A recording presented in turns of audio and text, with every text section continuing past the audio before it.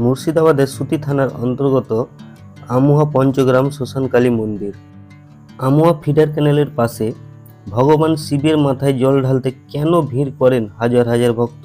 তো ভিডিওটি সম্পূর্ণ দেখুন।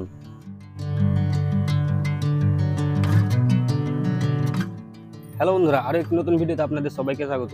আজকে আমি আপনাদের নিয়ে এসেছি মুর্শিদাবাদের আমুয়া ফিডার ক্যানেলের পাশে এই পবিত্র শিব স্থানে প্রতি বছরই বিশেষ করে শ্রাবণ মাসে হাজার হাজার ভক্ত মহাদেবের আশীর্বাদের লাভের আশায় ভগবান শিবের মাথায় জল অর্পণ করতে আসেন। তো ভিডিওটি শেষ পর্যন্ত দেখুন, কারণ আজ আমরা জানব এই শিব স্থানের বিশেষত্ব, ভক্তদের বিশ্বাস, এখানকার পরিবেশ এবং কেন এই জায়গাটি জনপ্রিয় হয়ে। তো বন্ধুরা, আপনারা যেই মন্দিরটি দেখছেন সামনে, এই মন্দিরটি হলো আমুয়া পঞ্চগ্রাম শ্মশানকালী মন্দির।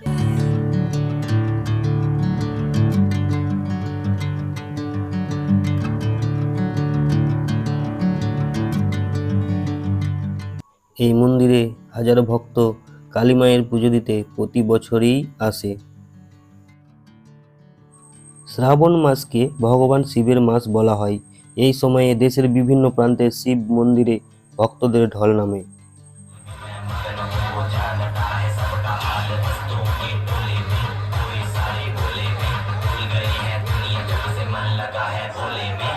আমুয়া ফিডার ক্যানেলের পাশের এই শিবস্থানও তার ব্যতিক্রম নয়। ভোরের আলো ফুটতেই শুরু হয় ভক্তদের আগমন।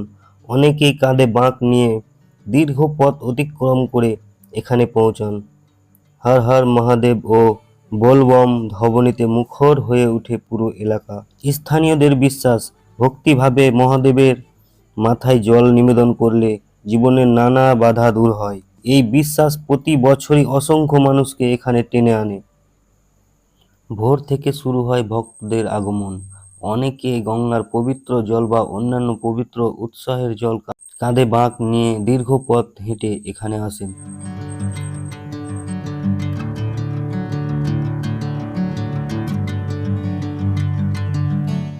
এই স্থানের আরেকটি বড় আকর্ষণ হলো এর প্রাকৃতিক সৌন্দর্য। পাশে বয়ে চলেছে ফিডার ক্যানেল, চারিদিকে সবুজ গাছপালা আর নির্মল পরিবেশ।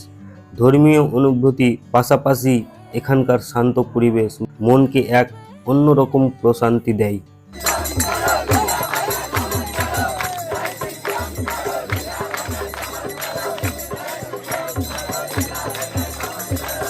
তো বন্ধুরা, যদি আপনারা ইতিমধ্যে এই শিবস্থানে এসে থাকেন তাহলে কমেন্টে অবশ্যই আপনার অভিজ্ঞতা লিখে জানান।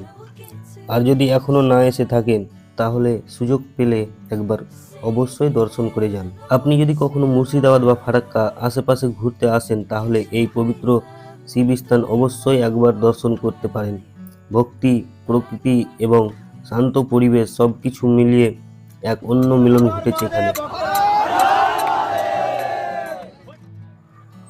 এখানে শ্রাবণ মাসে প্রত্যেক সোমবারই ভক্তদের সেবা দেওয়া হয়। এটি হচ্ছে নতুন শিব মন্দির তৈরি হয়েছে, আপনারা দেখছেন এটা নতুন শিব মন্দির তৈরি হয়েছে এবং পাশেই রয়েছে কালী মায়ের মন্দির। বন্ধুরা, ভিডিওটি আমি এখানেই শেষ করছি। ভিডিওটি ভালো লাগলে অবশ্যই লাইক করুন এবং কমেন্ট করুন।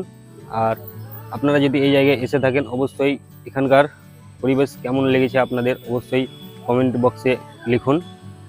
এবং এমন আরও ভ্রমণ ও ধর্মীয় ভিডিও পেতে অবশ্যই চ্যানেলটি সাবস্ক্রাইব করে পাশে থাকা বেল আইকনটি প্রেস করুন।